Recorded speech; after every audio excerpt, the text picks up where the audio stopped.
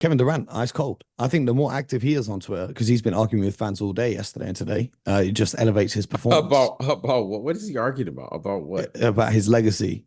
Every day it's about him joining Golden State. Yeah, what's his legacy? What is I his don't, legacy?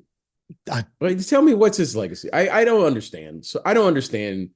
I just watch now. I don't what's his I don't legacy? know. I don't. Some people Like say how do you some people yeah. say he's the greatest scorer of all time. Other people say he could never win, so he ran off to join Golden How State. do you And say he's the greatest scorer of I'm all like, time? Like if he how do was the you make greatest that scorer of all claim? time, surely he'd have the most points or average the most points or win the most championships or something. I mean, I How do you think make that argument though? Like in today's world, how do because you they make that say he's a argument? 7 footer who can pull up and shoot the three and da, da, da, da, da. And my thing is, if you think that, then you're going to have a new greatest scorer of all time in Wemby, and you're going to have a new greatest scorer of all time in 5 years and 10 years and 20 years. I don't think he's the greatest scorer of all time. No, I don't. Is he an extremely skilled player, extremely talented scorer? Yes. Is he one of the top 20 players to ever play basketball? Yep. But Who is Mo in the greatest scorer of all time? in my opinion, Well, that's the only opinion. Unless you got another opinion, you I got mean, multiple. You there's got different ways. multiple. There's different ways of looking at it because I could say Kareem Well, because he yeah, has the Mo, unstoppable move. I'm asking you. I'm asking you.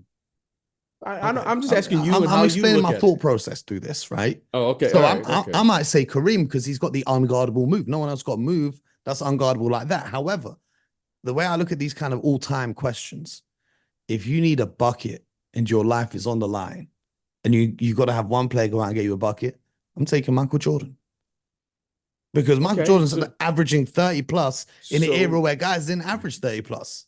Now, so with the who amount of possessions who at the pace, is average. It's okay to average. So I'm saying Michael Jordan. is the greatest scorer of all time? Yes. Okay. Who do you think is the greatest scorer of all time?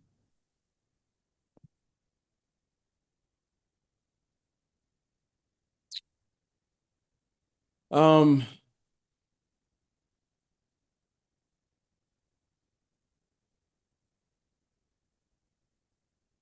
it's a complex question, and the reason it's complex for me is because of the technical way that, unfortunately, that I had to see the game. Right, it's hard for me to just watch a game and watch a guy score. Right, like and Kevin Durant, for instance, because we were talking about him. Kevin Durant shoots the three. Kevin Durant is a 7 footer, and people say, "Oh, he's the greatest scorer." Okay, that's all right, but you haven't shared with me any reason or logic to explain to me why you view that as okay. Guy shoots a three, and he's 7 foot. Okay, all right. Can you expand? All right. I just heard you say Kareem had an unstoppable shot. Believe it or not, guys were shooting hook shots.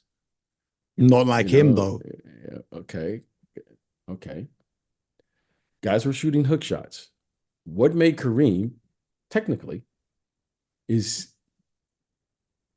he was one of, if probably the premier guy that had a counter to a move. He had a go-to move. Like when you practice to develop your game. Okay. Again, I am talking from a professional viewpoint. I'm not talking Mm-hmm. about Mm-hmm. just working out. I'm talking, all right, what's your game? Kareem had a game. He had a game. He had a move where he could actually create a shot. Creating a shot is one of the first principles of what we would determine a sound offense, right? Why is creating a shot? Because that allows you as a team to get an offensive rebound. That's one of the principles. You want to create penetration. You want to penetrate the defense. So getting up a shot and at any given moment is actually one of the principles of a sound offense. Well, Kareem, by the way, was one of the first that had a move that he could create a shot. But what made it so effective was he had a counter to that. Great scorers have counters to everything that you do.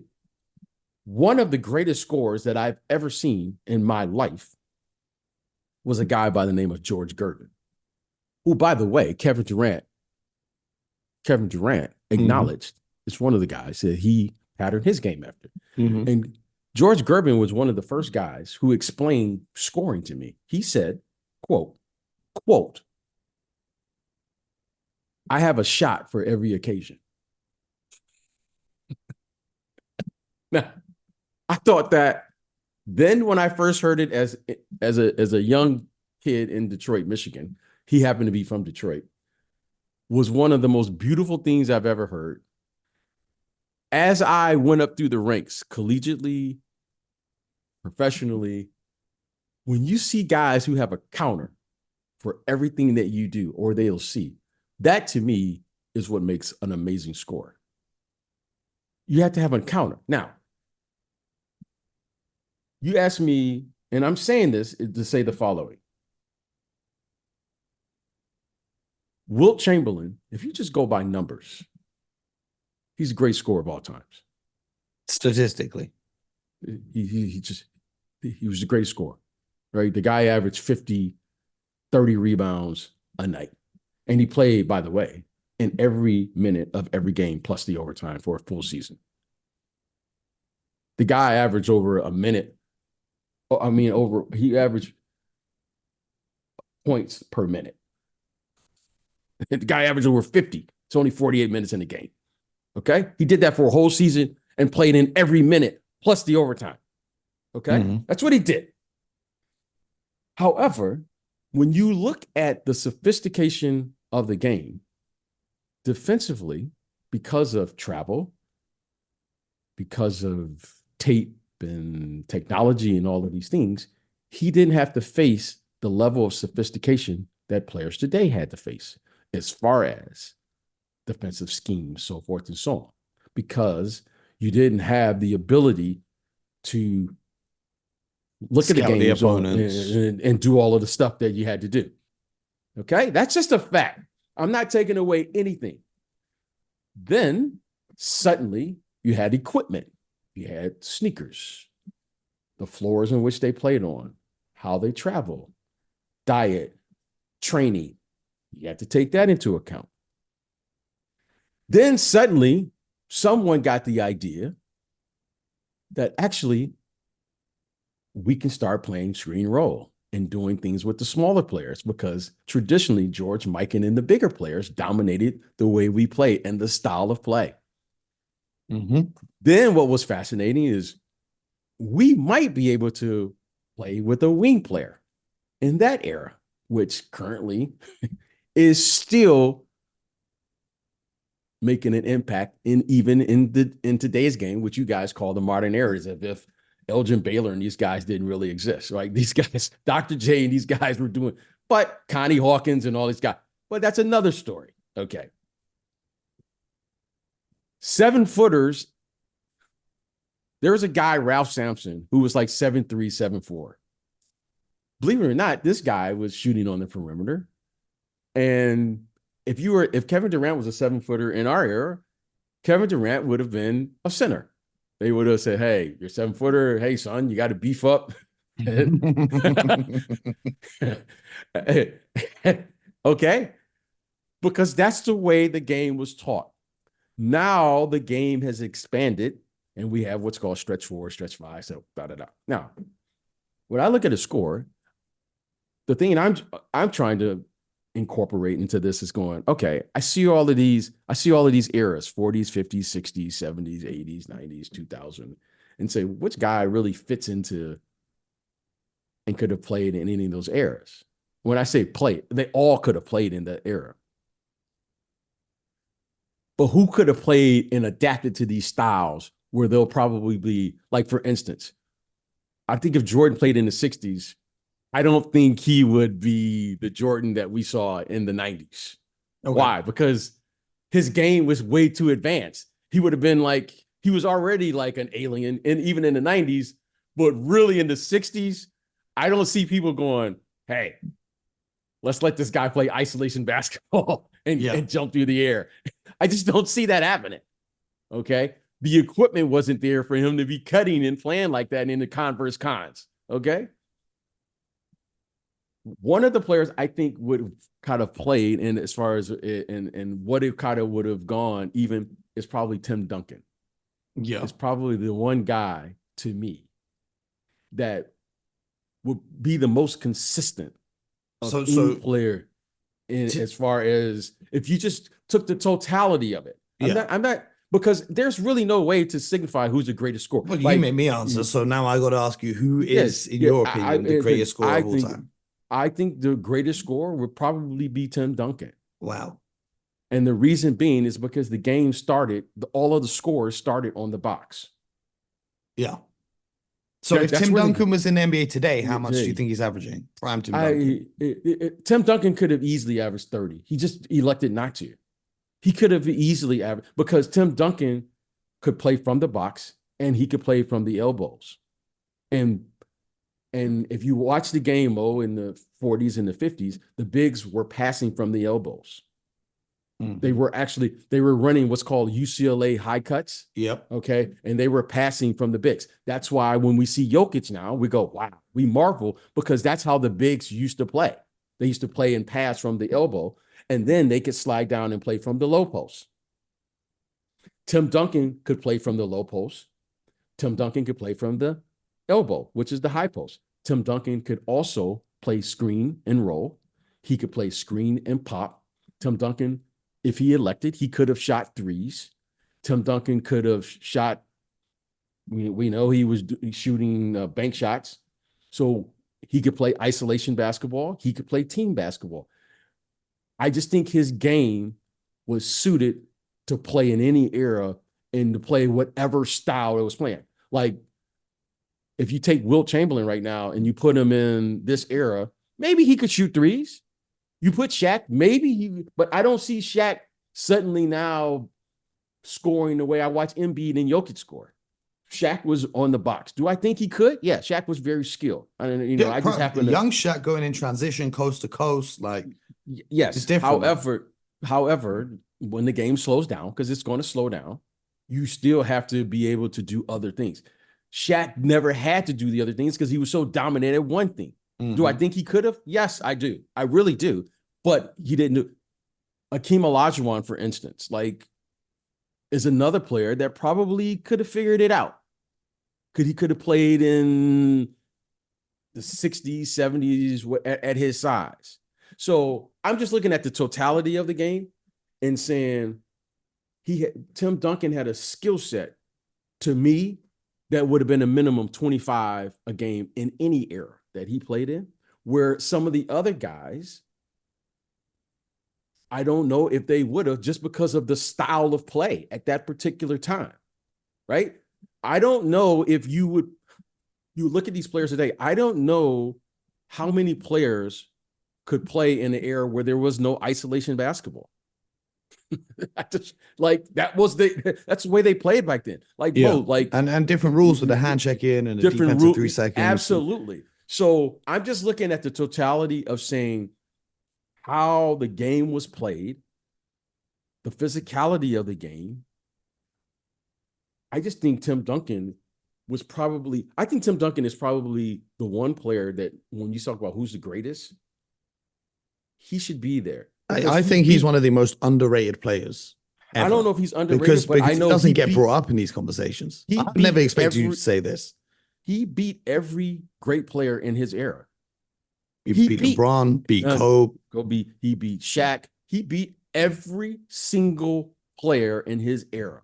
He's won the most games for the length of time of any player in the NBA. He's won as the first option, the second option, the third. And he did it on call. Like if you needed him to get 40, he'd go get 40. But he would do it in a way where he could play in the system. He could go outside of the system. He could carry a team. He could defend at an elite level. He could rim protect. You could play through him on the post. You could play through him through screen. I mean, he was just such an amazing basketball player. I mean, the guy, if you ever watch him, if you ever want to watch a player who never made a mistake on the defensive end, just watch him. He's always in the right place. He always made the right pass. And listen, we all make mistakes, but he was at such an elite level that you didn't even see it. Like sometime when you watch him, and I would just study him sometime, I would go, there's no way that this guy could be this good. And he does it every single time. There's he just, so as a scorer, do I think he could stop Wilt Chamberlain? No. Do I think he could stop Kareem? No. But do I think he could play against those guys? Absolutely. Mm-hmm. You follow what I'm saying? Yeah. Do I think he could play it against Bill Russell? You compete. Yes. Do I think he could have played against Michael Jordan? Absolutely. Could he have played against Kareem Abdul-Jabbar and with the sky hook? Would he have stopped it? No, he wouldn't have. But let me tell you something. He would have got something accomplished in that game. Yeah. Okay. And I watched him play against Shaq. And I watched him play against LeBron. And I watched him play against every great player. KG. And he did it. One of the best defenders ever. That was his rival through his career. He played in an era where that power forward position was stacked. Mm-hmm. It was Chris Webber, Rasheed Wallace, Amari Derek Coleman. Amari was great as well. People forget. Karl Malone, Charles Bar. He played against them all. And if you ask any of these guys privately, I don't know what they'll say publicly. They'll all say, hey, man, big fundamental. Everybody says it, but no one says it loud.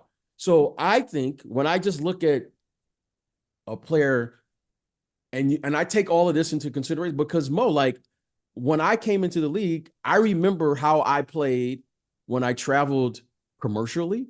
And then when we started taking private planes, there was a difference. Yeah. Okay. There was a difference. All right. And the difference is how I was able to recover and play. So if you ask me, listen, if you could go back in time and everyone had the same equipment and all those things, hey, Wilt Chamberlain and these guys were doing this in Converse cons.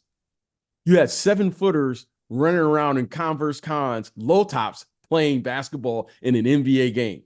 If I could have given these guys the equipment and the training and all of the things that they had today, it's a different game. Yep. Okay. Yep. Now I'm just getting technical here. I'm not getting into who's got the best fadeaway, who's got all of that. So if you would have given these guys the same resources, the Rick Barrys and the Larry Birds that these players have today, trainers and all of that, it's a different that's what game. People forget when they talk about all time. They're these guys couldn't play in this era. And I'm like, well, if they played in this era, their whole life would have been different because they would have been brought up, kids nowadays are brought up watching NBA highlights on their iPad from when they're 5 years old. Like Oscar Robertson and these guys, Elgin Baylor. It's some amazing Connie Hawkins. These are some amazing players. Dr. J. It's incredible players. But when I just look at a player who I think could have played since the beginning and just went through this, Tim Duncan to me is the one player that I said I could have dropped off and he would have got 25. And because his game wasn't dependent on anything else other than his fundamental base. And he had the size, he had the strength, he had the know-how, and I think you could have just dropped him off and he would have been a 24. So in saying all of that, I say this. I think Tim Duncan would be the guy to me that would be just the greatest scorer, however you wanted to coach the game, because I'm taking into account how the game was taught.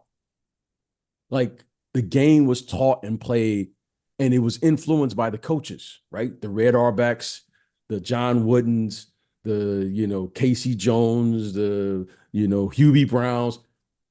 That has evolved too. Tim Duncan could have played for Mike D'Antoni, but I don't know if some of the other players could have played with a Mike D'Antoni offense. So his versatility is what we're talking about. And the way the game was taught and the way the game was played. So Tim Duncan is my guy.